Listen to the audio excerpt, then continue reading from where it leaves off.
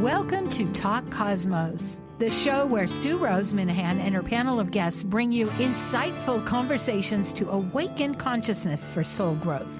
Come journey with us through astrology's energetic cycles and get ready to understand your path in the cosmic roots of the stars.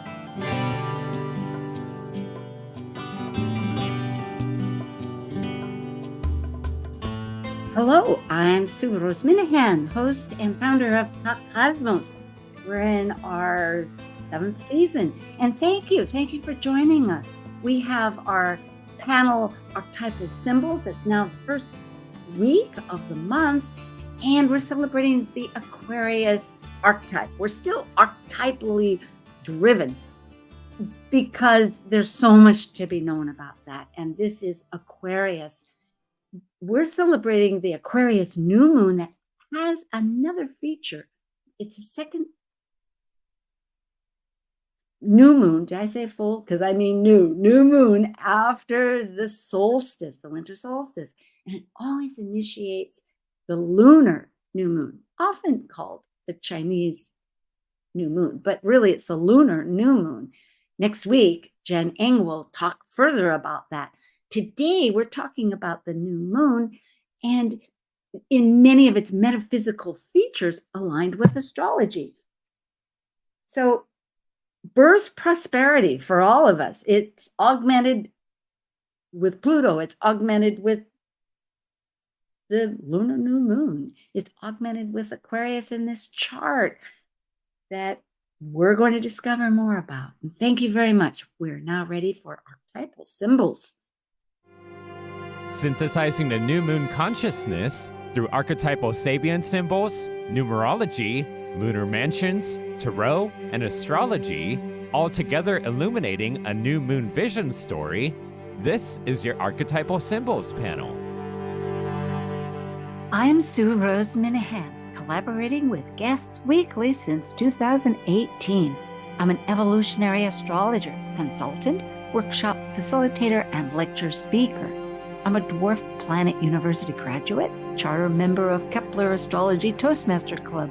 I have an AA degree and a fine arts music degree in jazz. I'm a certified color energy life coach, a writer, artist, musician, and ardent mythologist, a student of esoteric philosophies and life. I'm Elizabeth Liz Machette, a professional astrologer, intuitive, numerologist, and tarot reader. I'm a certified sacred healing counselor, providing nurturing, in-depth consultations for individuals and couples. I'm an author, blogger, speaker, and international Reiki master and teacher. I create safe space in which to explore the deeper patterns of your life, to clarify your current circumstances and help you find your best path forward. And I'm Justin Crockett-Elsie, an archetypal Jyotish astrologer, yoga and meditation teacher, and author. I combine both Western ancient astrology and modern psychological astrology with Eastern Vedic astrology, and I specialize in predictive, electional, and karmic astrology for individuals and couples. I also do in-depth astrological research into arcane astrological concepts, focusing on the mystical, occult side of astrology. Eleanor Roosevelt once said, "Yesterday is history. Tomorrow is a mystery, and today is a gift." And that's why it's called the present. Aha, let's open it up. Hello, Justin. Hello, Liz. Hey, Sue. Pleasure. Yeah. Hi, Sue. It's great to be back. It is. We're on it. So let's open up those slides, shall we, Nate? Thank you. And I thank Liz and Justin for their contributions. It is teamwork and progressively learning further. They both have their websites, A Light Path for Elizabeth Liz, and for Justin, it's Justin Crockett-Elsie, or just email him, justin.elsie@gmail. Okay. What are we about? We're about the new moon consciousness. We bring together all these metaphysical symbolic systems because we want to, as individuals, refocus and envision and align new intentions because life is always evolving. It's always a new present. This is an ancient picture of Helios, the sun god. Any comments, or shall I roll on? Keep going. So, what are we celebrating? Aquarius new moon. Aquarius is all over the place these days. Pluto just moved into it again. It's 20 years, except for a couple of months, September, October, and a little bit into November. And it's also the lunar new moon, which is the wood dragon. Next week, please connect with Jen Ing from Toronto, who's going to elaborate with me, as she has been on several different formats. But this one will be a little different. They're all different. And we're going to probably focus on how is that relating with some of these big things happening in the year. So we'll see how it goes. But right now, we're just talking about what is Aquarius new moon. It happens on February 9th, and for parts of the world on the 10th. And if you're looking at GMT time, that's going to be in the evening at roughly 10:59. But to be exact, 10 p.m., 58 minutes and 50 seconds, 57. Thank you. That's a tongue twister. And it's 20 degrees Aquarius in 40 minutes. Any comments? I heard a gasp. No. It's also called Chinese New Year, so we have another new year. But Jen is very firm about the fact it's lunar. Mm-hmm. So that's why I'm emphasizing. But you're absolutely right. Yes, if people want to Google it, and it is vernacular and familiar. But that way it makes it everywhere, right? It's not just Chinese. It's Vietnam. It's Korean. It's all of it. So thank you, Liz. That's so true. It's celebrated in many places around the world now. It's gotten to be much more popular than it was. So, yes, I know. I'm beginning to get, and I'm loving to learn about it, because this wood dragon is powerful. You know, the animals. It's growing. Yes, it is important. So we're renewing our focus. Justin, do you want to start about the archetypal ideas of it, perhaps? Well, new moon is all about new beginnings. So, I mean, that's really what we're looking at here. Oh, yes. And I didn't mean to throw you a curve. It's community. It's friendship. You had brought up the fact that it's futuristic. I have it on my chart here. And it's like-minded groups. And really what you had brought up was group communications. I love that. Liz, do you want to add some of these factors? Yeah, that's how it corresponds to the Aquarius new moon, or makes it unique for this new moon, these keywords that you've been using. I call it electric, it's lightning, it's computers, it's technology, information. I love it. Yeah, it is intuitive. That's such an important factor. And it wants to elevate the conditions for the collective. There's another teamwork emphasis. And really, the individual isn't diminished. It can get lost, like always, in the group, which is a factor because that's where the focus is. But it is each of our individual leadership of prosperity and rebirthing ourselves, that makes the whole so important. And it's a new process. It's not a pyramid situation. It's really like a vortex of itself. And there's a shadow. We have to remember that too. There's always two sides of things to help us improve and to build the wholeness of it. And that is, it can be trauma, the shock and differences, the suddenness can be over surprising, and it puts us in shock. And there can be elitism. If we have like-minded groups, they can get narrower and narrower to be more particular. But having that heart-centered with the polarity of Leo keeps that magnanimous idea that, hey, we're in it together. Okay, so numerology. We add the new moon, which is 20, with 0, 2, 0, and it equals, we're looking at both. 0 is the totality, and 2 is self and other. Liz? Yeah, the 0 is like everything and nothing, anything's possible, avoid. And 2 is about polarity, partnership, and balance. Justin? Yeah, I think this is important to point out for people to really pay attention to the partnerships thing here, because as we get into the astrology today, that's really what we're talking about here today is astrology, is that there's a yod with Juno, and so there's a lot around this moon around relationships and partnerships in the group. I like that. That is really tying it together because the nodes are right there. It's a whole nother year of who are we with the other and self. Thank you so much.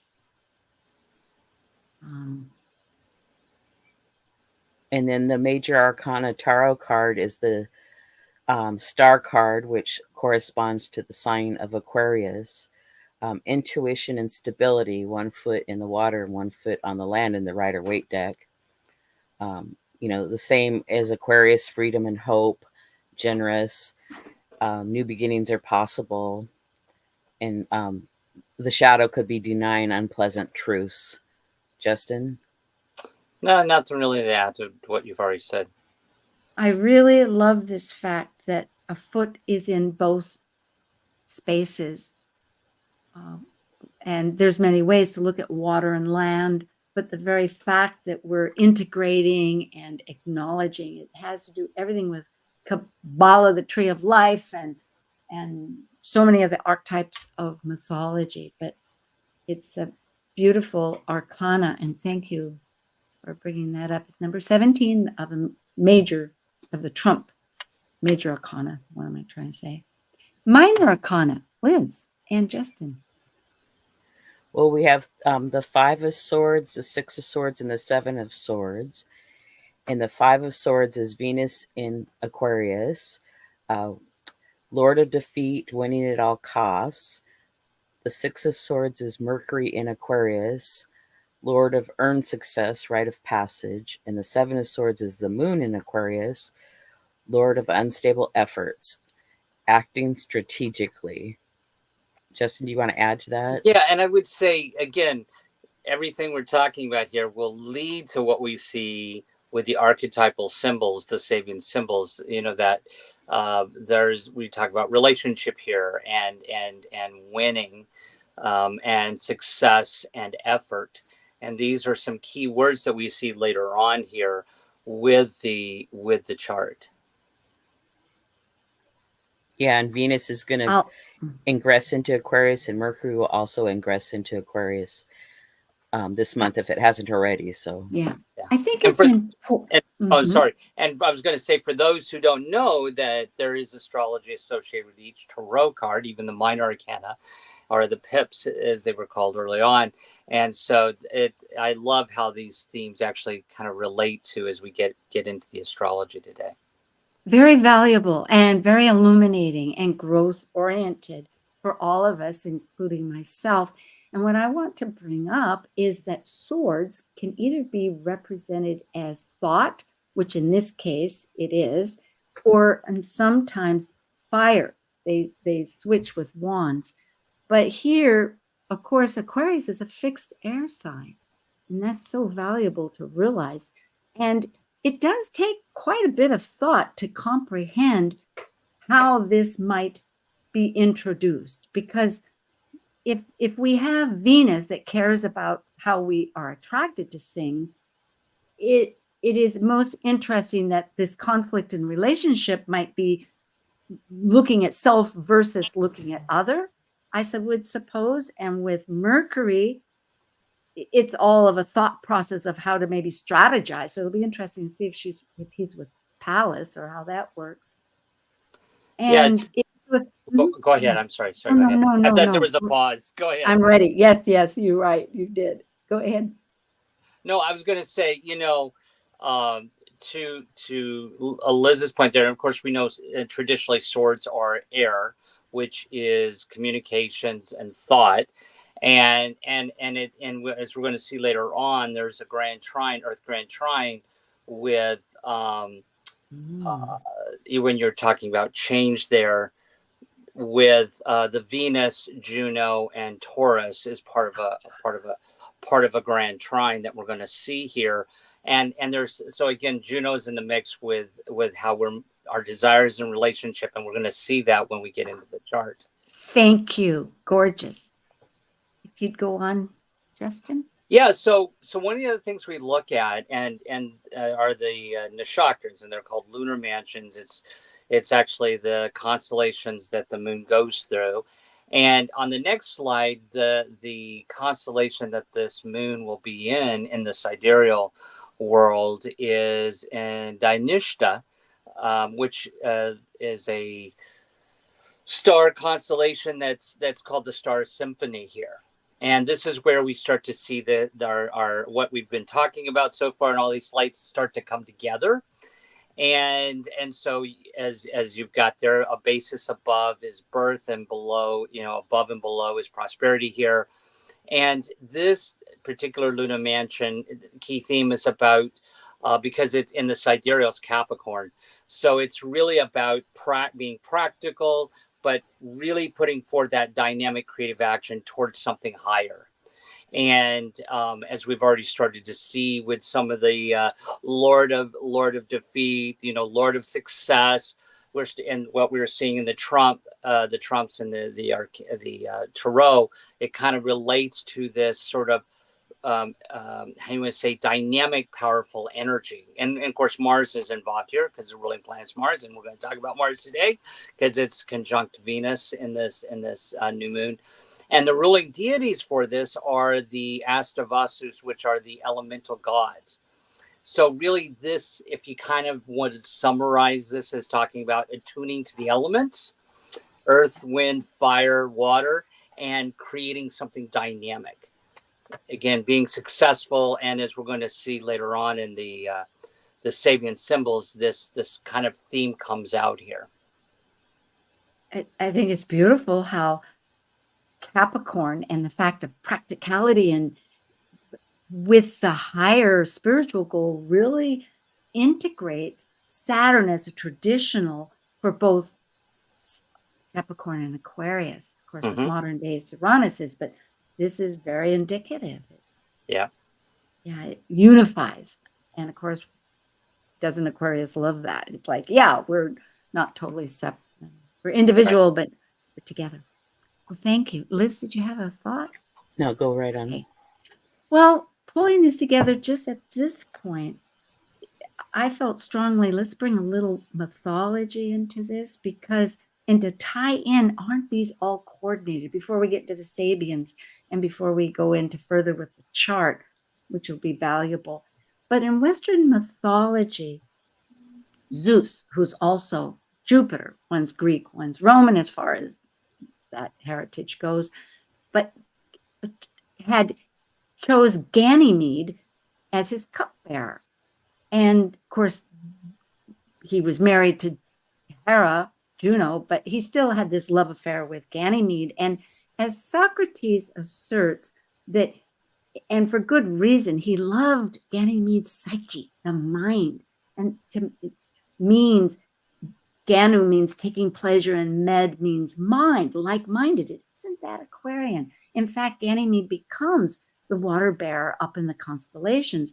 And Jupiter, Zeus, the largest moon, the astronomers have called Ganymede. And it's the only moon in the entire solar system that has electromagnetic waves. And as Liz was pointing out, Aquarius, of course, is electric. I mean, Uranus is electric. And in fact, everything has vibrations, but we see that with a thunderbolt. Zeus is the thunderbolt. So it really pulls together this whole idea of the Aquarian network of realizing that who's our like-minded and realizing we have like minds.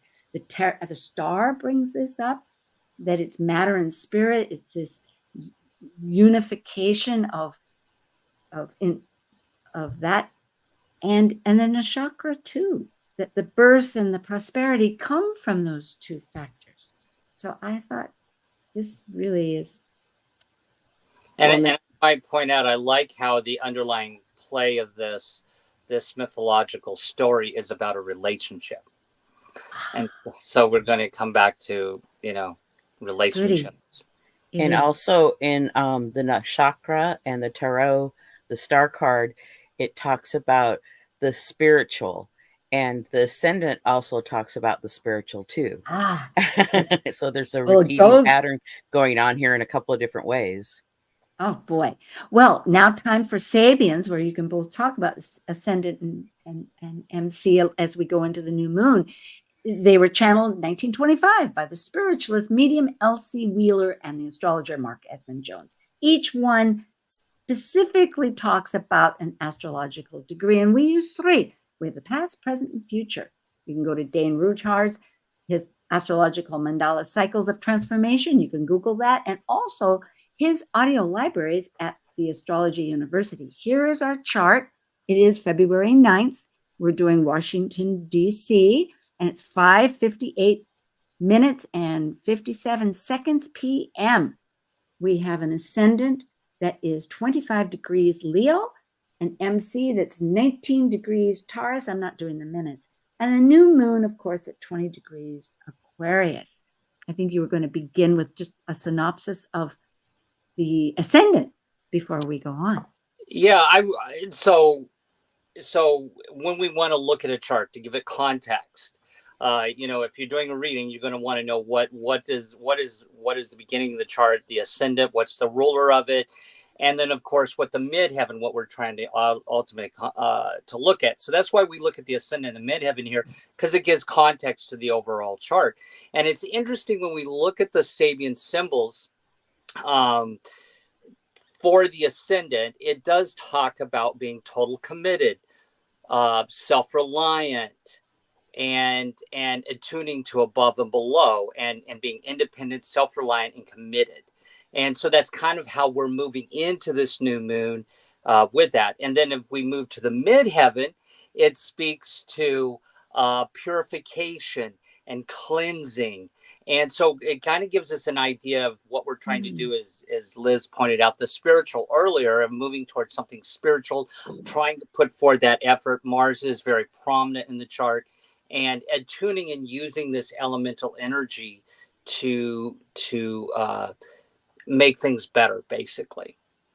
I love that right off the bat, if I may, before Liz comment, because opening space, this is another dimension of that, so that we can receive and to incorporate that co-partnership of our natural spirit.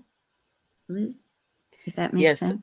Yes, it's like the tarot card, the nakshatra, and the ascendant, they're like have all this in correspondence with each other. So it's like, okay, spirituality, but also being in the world we're in, but yet attaining some spirituality or growing in spirituality. I love that.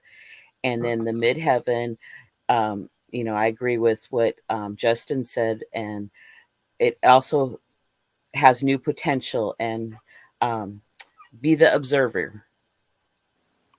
Yeah, and I might say I love. Thank you for mentioning the new potential. I forgot about that. Usually I'm seeing it on the screen, so I forgot about that. But that Uranus on the midheaven kind of, I think, speaks to that new potential, right?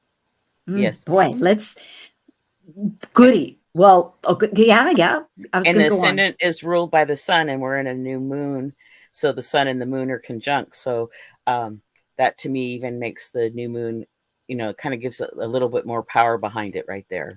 And that ties it all into the aspects, which we will follow after this, probably in the next half hour too, because those two factors, the Uranus at the MC, that is co-ruling modern times, that sun moon, is in a square, meaning it wants some action. It wants to figure it out, and it's going to be sudden. So this potentiality of clearing, recommitting. Oh, goody. Well, let's talk about the sun and moon, shall we? We have past, present, future. Past was 19 degrees. It's a forest fire subdued by the use of water, chemicals, and sheer muscular energy, force. Because the skill and courage necessary are to bring control to destructive potential if careless about karmic visitations. And so the key word is there's a need for mobilizing energy and a deep sense of indomitability. I knew I shouldn't say this word. Liz, what's the word? Indomitability. I can't Indomitability. Oh, good. That took teamwork. All right, Liz, go with the second. Yeah. Okay, the present, Aquarius 20, a large dove bearing messages. the fulfillment of individual's creative function, certification of an individual's worth and victory. Aha. And Justin. And can we go back to the prior one?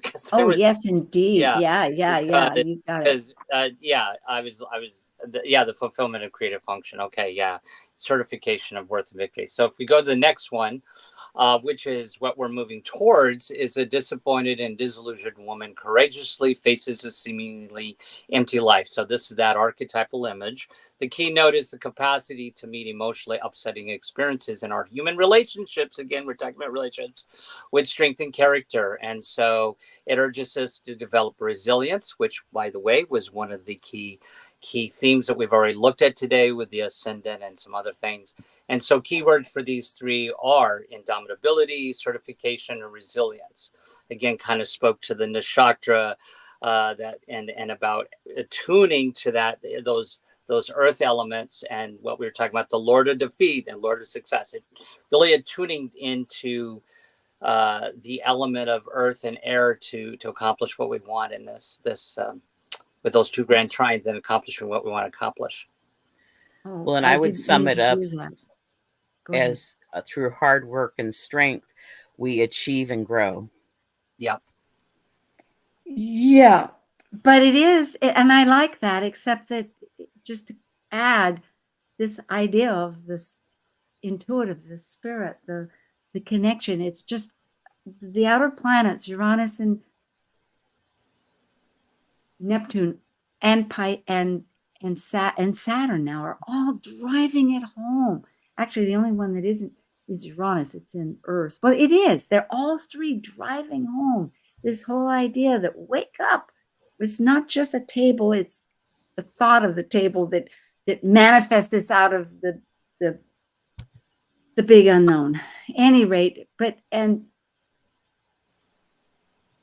do we have this idea of where we're at? I know you stopped here, Justin, and I'm glad you did, because the white dove, this is what's happening now.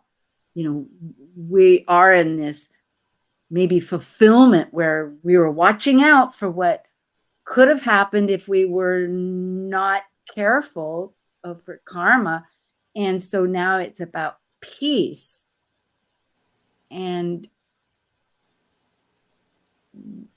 so it is, resilience under adversity, because how do we maintain that, I guess, if things don't go the way we want, right?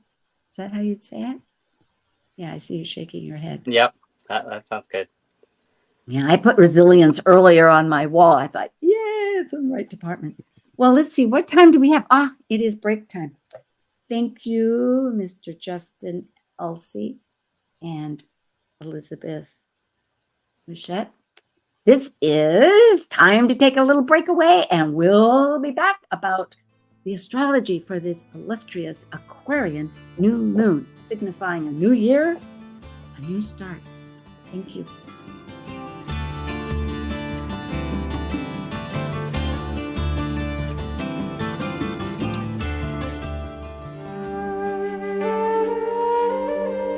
While we take a break from this week's edition of Talk Cosmos, let's take a look at this cycle's archetype. We are currently in the Yang period of Aquarius, ruled modernly by Uranus and Saturn in traditional astrology by the ancients. By leaving a cycle based on governing structures through both man-made and universal laws, Aquarius breaks established patterns, permitting the energy of freedom, just as its ruling planet Uranus spins on its side and orbits backwards. As a fixed air sign represented by the water bearer pouring the spirit of cosmic energy, Aquarius seeks to find like-minded, intuitively aligned souls to connect in social groups for the elevation and improvement of all. This is Martha Norwalk, every Sunday morning beginning at 9 a.m. Thanks in part to the Ananda Institute of Living Yoga, we cover the world of animals. This week, it's Best, Neuroenergetic Balancing, Rasmussen Reset, and Energy Code Sunday. Dr. Nels Rasmussen and Sister Linda Rasmussen join us to take your phone calls, and together they can help you or your animal friends with behavioral, emotional, or physical issues. Hope you can join us for your free remote treatment. Martha Norwalk's Animal World, Sunday morning, 9 a.m. to noon, right here on Alternative Talk, AM 1150.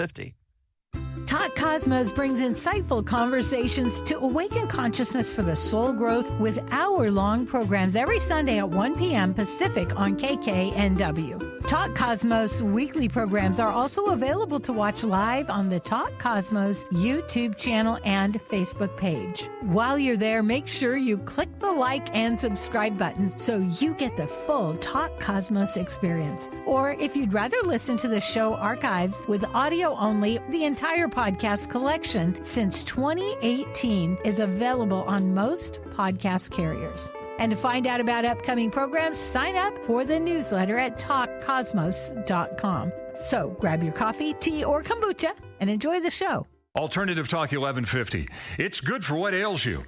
This statement has not been evaluated by the FDA. Well, there you go. We're not evaluating anything, but we are assessing.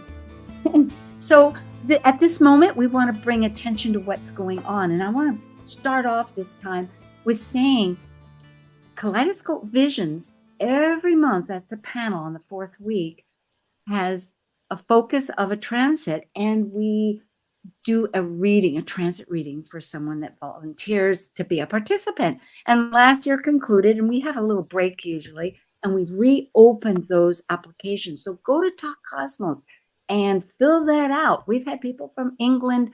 You know, you don't have to be right here in the Northwest or over even on the, you mean the East Coast, where we've had people from all over the United States. And of course, Australia is open too. So we're looking forward to having a full calendar, and I just wanted to bring that to our attention. Besides the fact that next week, Jen Ing will be talking about the wood dragon, and that'll be exciting. Justin and Liz, I know you started a new podcast, but I'll listen. Liz, why don't you start off? Tell us about that. Yes, I got my YouTube channel going, and I have 2 episodes, and Justin's been on those with me. And then I have another one coming up that you're going to be on with me, Sue. I'm going to try and have a podcast every week. So you can find me at YouTube, Elizabeth Liz Machette. Boy, it's exciting. I loved it. It was about the full moon, and I learned quite a bit. So I definitely applaud that. And Justin, of course, you're on that, but what you might have other Yeah, things? I'm just really, this is the beginning of the year, so I'm focusing mainly on individual readings for clients that are looking towards the new year. So that's my main focus right now. Okay. Well, this is good. We learned so much through clients. This new moon is 20 degrees and 44 minutes in Aquarius. And this is just a chart. If you want the UTGMT, it's, as I had said, it's in the evening on the 9th, 10 in the evening, 58 minutes and 57 seconds. And on the East Coast, it's going to be 5 hours earlier at 5 o'clock, 58, 57. And in Seattle at 2 o'clock in the afternoon. And here, a little afternoon in Hawaii. And if you're in Australia, it's going to be on the 10th in the morning. So check out this slide. The observations and highlights, just generally speaking, it's a very tight bundle shape. Mark Edmund Jones gave that patterns. There's 7 of them.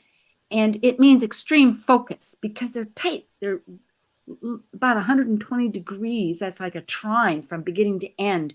Venus starts it, and it trails at the end with Uranus. So it's our values and how they're getting shook up. So there you go. And everything's straight ahead. Nothing is an apparent retrograde as far as all the planets are concerned until the 1st of April. Mercury does its once of every 3 times a year apparent retrograde cycle. It's so close to the sun. And the other factor is that we find is that the 2 nodal rulers, Venus and Mars, Libra, or the South Node with Venus and Aries with Mars as the North Node, are conjunct. So that's a bit of unity, it seems, to help us out. Hands-on experience. Do you have comments, or should we roll on? No, I was going to make a comment. I love how you brought out the Venus and Mars as being rulers, but for the audience, this is not the only conjunction in the chart. That No. Mercury's conjunct Pluto and Mars is conjunct Pluto. So yeah, but that's a really great important. Venus conjunct Mars is definitely a very high, probably Yeah. the most important conjunction. Definitely. Good. Liz, or shall we move? Go to the next chart. Okay.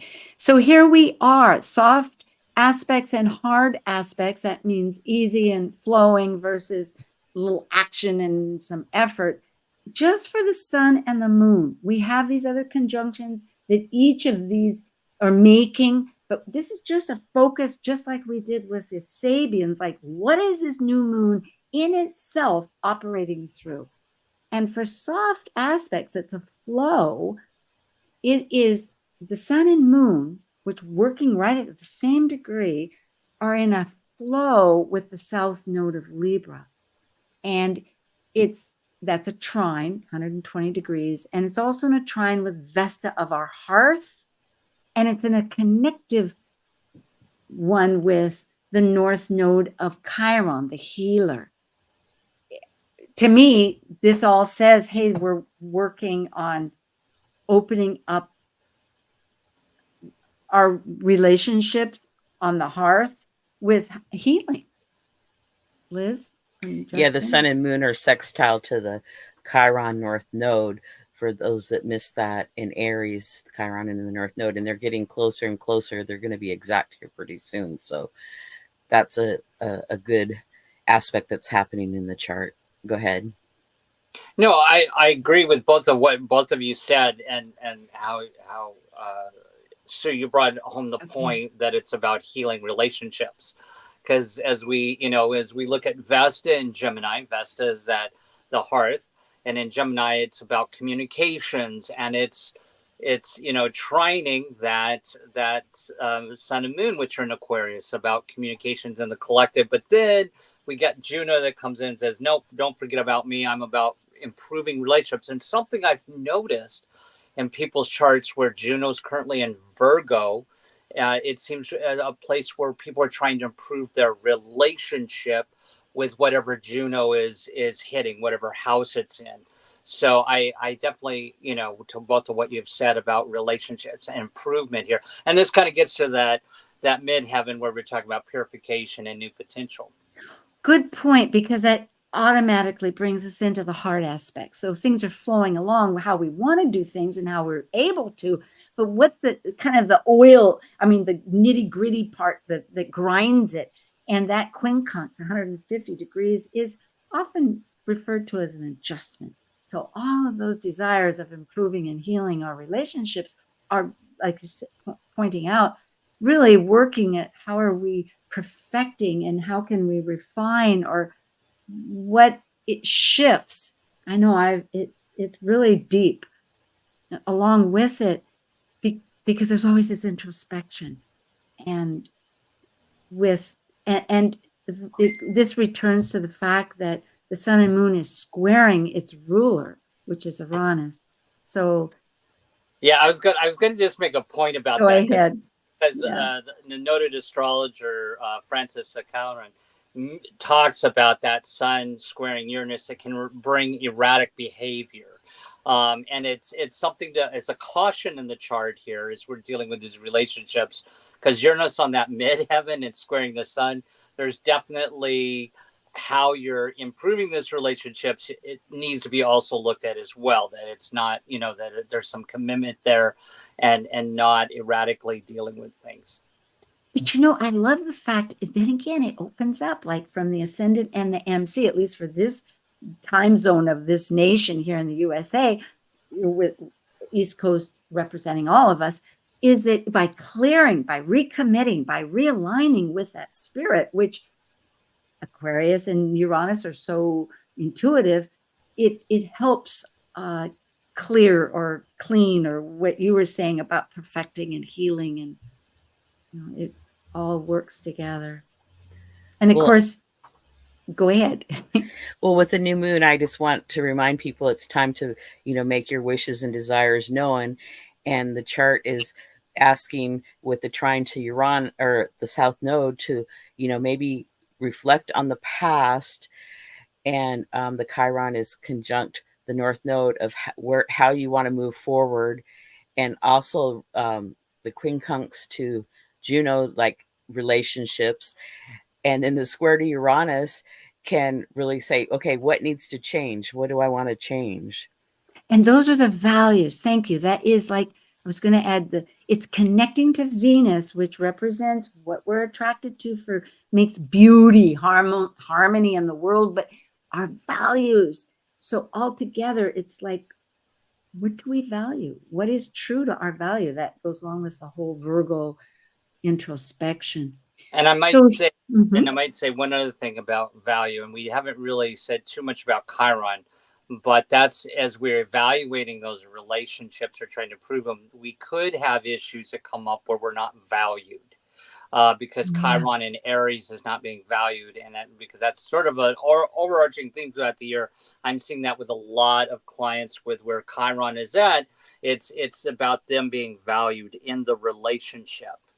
Identity, yes. In fact, in Liz's podcast, she and I are speaking about Venus conjunct Pluto, and that exact day, Chiron is conjunct the North Node at 16 degrees, and that'll be on the 17th of February. There's just like this domino of Pluto. They're all going into Aquarius, and so we're experiencing these deep transformations of our mind with Mercury, then our action with Mars, and then our values with Venus. So it's just, we're trying to yes, the spotlight's on, but viscerally, not just intuitively, but instinctively, it's a path of, I'm not going to say a roller coaster, but well, and there's a lot going on with the aspects to the sun and moon. So to me, that just enforces that it's a very powerful new moon. So, be sure and do your ritual or your ceremony, or do your affirmations, or ask for your desires.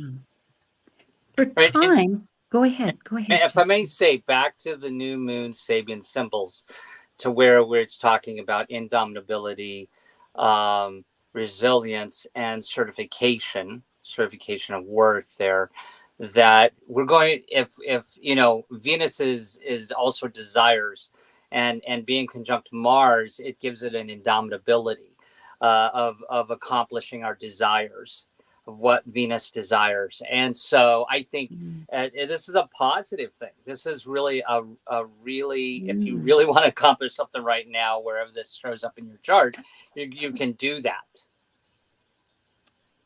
It's a matter of priorities. Yes. Well, and Venus and Mars are moving closer to an exact conjunction on the 21st at 8 degrees. So that's of Aquarius. So it's like, very powerful to set a new 2-year new cycle. And Jupiter is conjuncting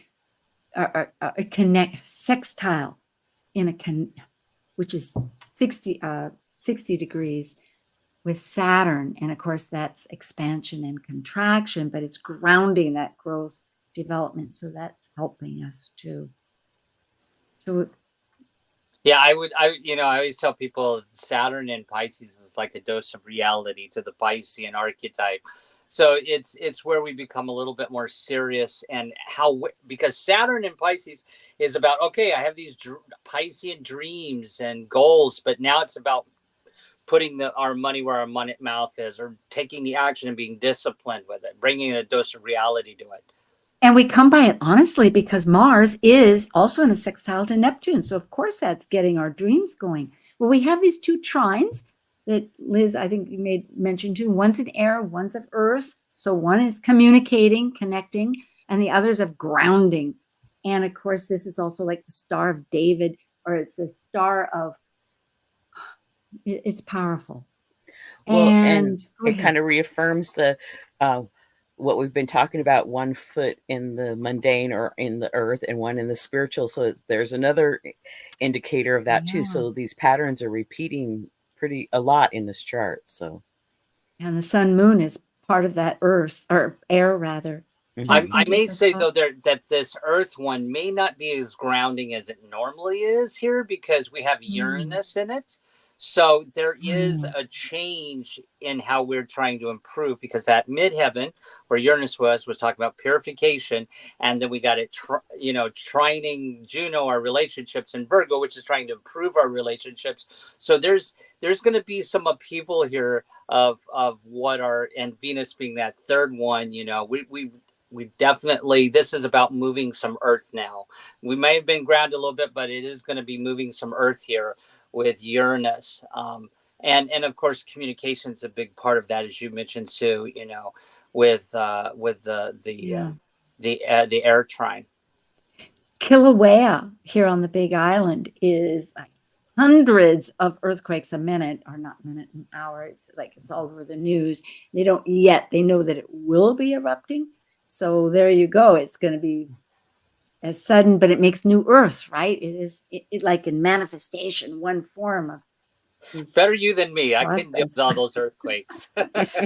Well, I don't feel them. They're over here. They're very subtle, but it is total interaction. And it really, I suppose the fact that we're maybe has such a big base, but we're the tallest of anywhere. It's 33,000 feet from the base up to the top of the peak of, I think, Mauna Kea. Or is Well, and it one this of them? Any rate, go ahead. Yeah, I this don't know. earth trine, reminds me of in Europe, a lot of the farmers are on strike, and so how we take care of earth, it's like something needs to change of how we treat the earth and all that. So, Centaurus, thank mhm. you. So we have activating driven energies, our squares, our oppositions. And here the sun and moon again is square its ruler, as we had brought up, but also Venus, which rules, we could say, in succession to that Uranus, because it's in Taurus, is squaring. That means it's right at the bendings, is one way of putting it, but between them, right? It's smack dab. And so we're juggling. Is it our team, is it our relationships, or is it me, and how to work at it? But meanwhile, the Aries North Node is with Chiron, so it's a healing factor altogether with our values, how we're trying to figure this out. And make changes. Yeah, I thought maybe one of you would go on. We have Mercury that's square Jupiter, so it's a lot of thinking and repositioning our belief factors, our belief systems. It's a real growth process. It's a really transformative process, and that goes back to Jupiter, not Jupiter, but Pluto, thank you, being in Aquarius. And the caution with the Mercury square Jupiter, it's like, be careful what you say because you can't take it back.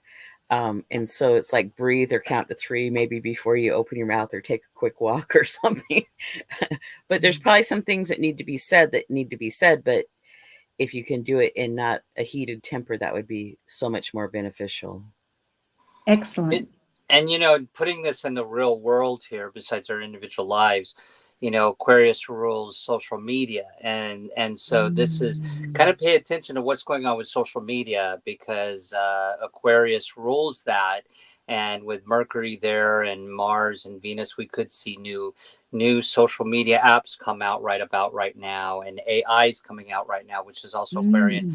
But then if we look at astrology, there's this whole discussion going on in the astrology community right now because Aquarius rules astrology about the mountain astrologer and about how it's changed to the new perspective. And so this is part of that Aquarian, communications in a group, because it rules the 11th house, and how we're going to see some changes with communications and how we think and in the collective. Good. Thank you. These yods that were brought up, a yod is where there's one planet or a point, and it is at 150 degrees, which in astrology doesn't have any commonality. Essentially, that's the idea. And it's connected to two, like a tripod, two planets that do have a lot of connections. They're like 60 degrees. They're in cahoots with each other, but both of them are trying to get this. And there's a whole reason why. We don't have a lot of time to go into it. But the fact is is that they are part of this whole process of our adjustments, and the sun moon is part of it. And it's to that Juno that you bring up, Justin, that's so valuable. And it is in that healing process with the North Node and Chiron. So that's point in case. Yeah. Okay, then I'll go on. The other one is with the Mars and Neptune, of the dream of action with our visions and dreams, and working how in this in Eastern time for the nation, how are we enacting that through ourself, our ascendant, and our part of fortune, which with a new moon is always on the ascendant. So it's like the two of them are big focuses and big drives, but yet it's a work in progress. Yes? Yeah. Okay. Here, Liz, you brought this up, and I'm so glad, because transiting Mars in this chart is conjunct our natal Pluto at 27 degrees Capricorn, which of course the last couple of years was 5 times being, we just finished that earlier, of being exactly aspected as far as our revolution July 4th chart goes, because a country has many charts, but that's the one that we celebrate as a nation. And along with it is Vesta, that seems to have a dual signature here, because both the transiting chart and the natal chart have Vesta very strongly aspected. The transiting is aspecting at 21 degrees Gemini of communication with our natal Mars. And so Mars is being also activated in both of these charts that way, natal and transiting. But the natal Vesta of our hearth in 19 degrees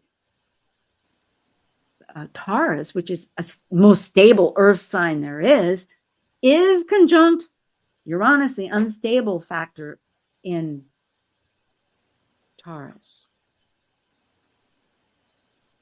Yeah, we brought this up on another talk, Liz and I did. I forget what I was saying about the full moon, that on the full moon coming up, that there's going to be some conjunction there with the USA's chart on the moon. And so that part of that chart there, where we see the south node of the United States and the moon of the United States, something really to watch is the United States moon coming up here, because it gets triggered with these transits through this through this whole transit here.